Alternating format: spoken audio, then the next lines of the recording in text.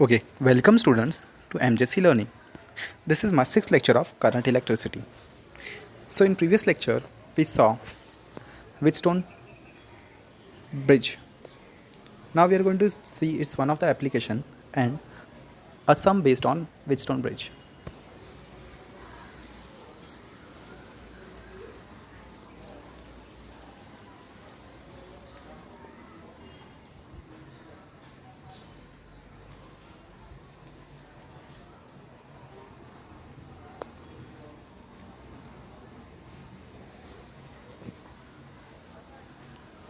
Okay, so this is the sum based on Wheatstone bridge.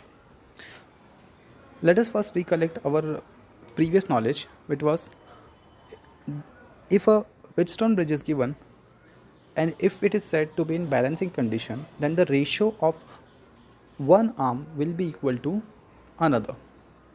Okay, so here balancing condition will be P upon Q is equal to R upon S, and another balancing condition is that potential difference, that is VB equal to VD. Potential about B and D should be equal. Now let us see what is the question. At what value should be the variable resistance be set such that the bridge is balanced? So we first of all, what is variable resistance here? So variable resistance is represented by an arrow on a resistor symbol, which is here Q. So we have to find a that Q value at which it will be balanced. So applying the balancing condition, P upon Q is equal to R upon S. So Q will be equal to P into S upon R, which is 1.36 into 4.4 upon 0.3, which will be equal to 19.94 kilo ohms. Okay, so this is our Q value. Q value means value of resistance at Q, at which the circuit will be balanced. Now, what is the next thing? If the source voltage is 30 volt, find the value of the output voltage across XY when the bridge is balanced. So first of all, it is one of the balancing condition itself कि VB should be equal to VD. Therefore, VB minus VD should be equal to 0. That is potential difference about XY should be 0. So we already know it. Now we have to prove it. So to prove it, we are going to do is what? We are going to subtract VA from both the terminal, VB and VD. We are doing it because VBA minus VAD should be equal to VBD. Okay, so this is how we get the equation VBA minus VAD is equal to VBD. So VBA is nothing but potential difference from point B to A, which is I1, sorry not, it is I2 into 1.36 kilo ohm, which is given here, and VAD is equal to I1 into 19.94 kilo ohms. Now I don't know I2 and I1, so to find I1 and I2 I am going to use Kirchhoff voltage law in loop ABCA and ADCA. Now loop ABCA, you can see I have constructed that loop. Now I don't know the value of I2, so applying Kirchhoff law, we get 30 minus I2P minus I2R is equal to 0. So I2 will be equal to 30 upon 1.66. Now substituting this I2 value in VBA equation, that is in this equation, value of I2 in this equation, you get VBA. Similarly, if we consider another loop, this next loop ADCA, we will get I1, and by substituting I1 value in this equation, this VAD equation, we will get VAD. Now by subtracting VAB minus VAD, we will get VBD, that is VB minus VD. So we will get answer as 0, that is 24.57 minus 24.57, which is required for balancing condition. Now, okay, now students, we will be discussing about application of Wheatstone bridge, that is Wheatstone meter bridge. So Wheatstone meter bridge, sorry, just tilted. Wheatstone meter bridge is used to find unknown resistance. And why meter? Because we use 1 meter of wire on it in it. So Now we are going to look at wires resistance. So we have to find its resistance also, resistance of your wire. So resistance of your wire will be given by rho L upon A, where L is the length of your wire and A is cross sectional area of your wire. So, and rho is specific resistivity. It is same for the same material. If it is iron, then it will be, if the complete wire is made up of iron, then it will, the rho will be constant for the wire or constant for material. Next is, if I want to find resistance of only a part of your wire, that is Lx, then R will be given by rho Lx by Lx by A. Now we are considering here that area, cross sectional area, is also a constant here, that is area is uniform. Next is, if I want to find out remaining part of the wire, that is L minus Lx, then it will be R will be given by rho L minus Lx by A. As I have to represent those, both resistance will be different, therefore I have represented it will by R dash and R double dash. If I want to find resistance of your wire for complete wire of length L, then it will be given by rho L by A. So as the length increases, resistance will also increase. This is what we have to understand here first. Okay. Now going to our main topic, Wheatstone meter bridge. This is the circuit of Wheatstone meter bridge.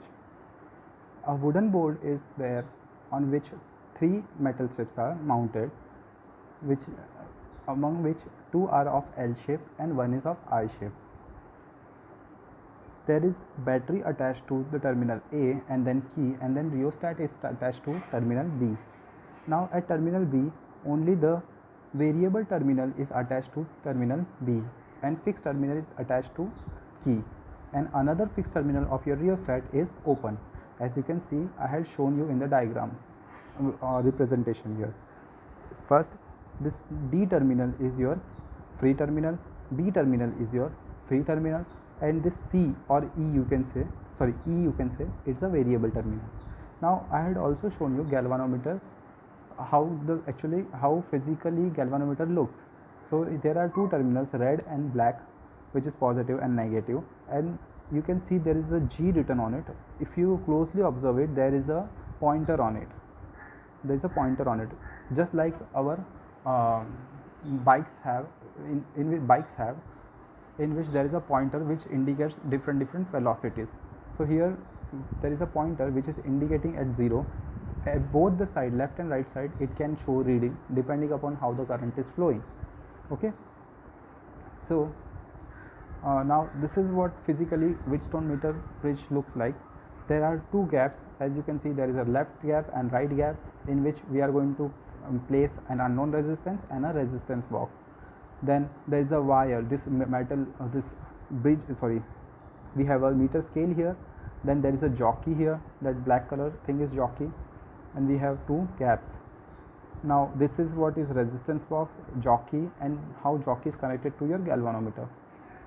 Now look at this diagram very carefully. We have connected in left gap unknown resistance box in our right gap.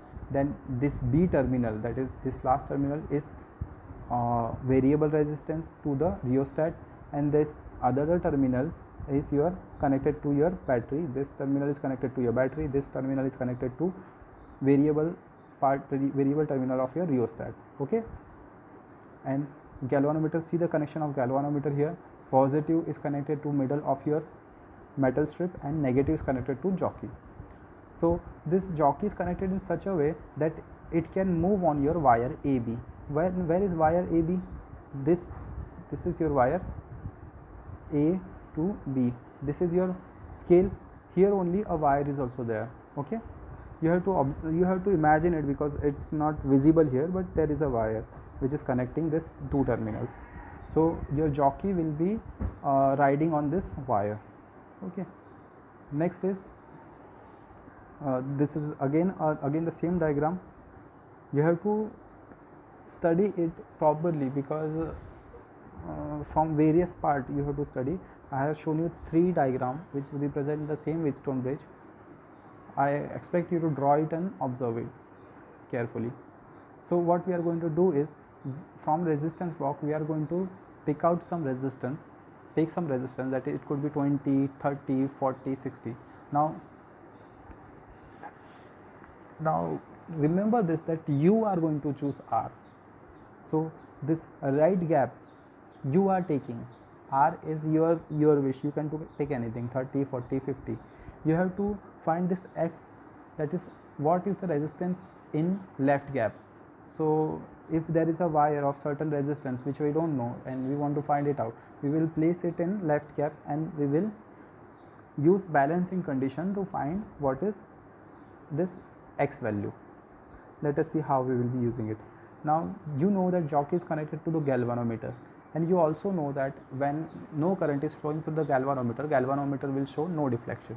So by placing jockey at different points on the wire AB, we will be able to see the deflection in your galvanometer. We have to choose such a point on the wire AB so that the galvanometer shows no deflection. Now galvanometer is showing no deflection, it means that no current is flowing through the galvanometer.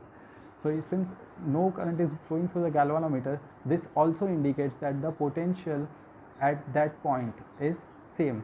That also shows that the bridge is in balancing condition. So we can apply balancing condition. So now you already know what is in left gap, what is in right gap.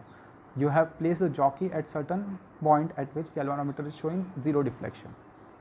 So let us consider that point D. So from A to D we consider that length to be Lx, and from D to B we consider that length Lr. Okay. Now you know that resistance and length is directly proportional, and there is an equation which relate them. Therefore we are going to use that equation to find the resistance of that part of your wire. So by applying this balancing condition, X upon R will be equal to RAD upon RDB. Now you know RAD can be represented by rho LAD by A. Similarly RDB will be represented by rho LDB by A. Since the cross sectional area of your wire is same and same material wire we are using, therefore rho will be also constant.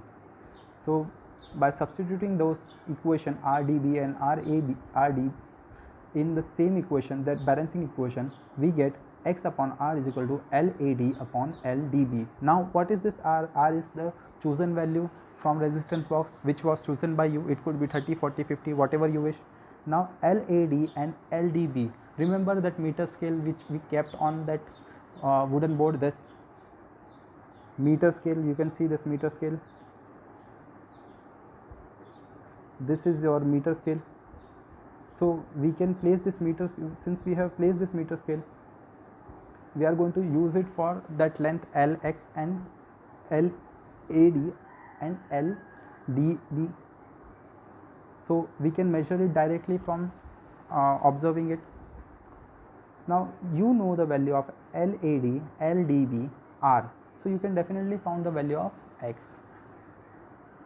So hence by knowing the value of R, Lx and Lr, the value of X, that is unknown resistance, can be calculated. I hope this is clear for you. Now LAD can be represented by Lx and LDB can be represented by Lr. Now to simply remember it, you can look at this diagram. Across X, length of the wire will be taken as Lx, and across R, the length of the wire will be taken as Lr. I hope this part is clear. In the next lecture we will be discussing about Kelvin's method. Okay, thank you.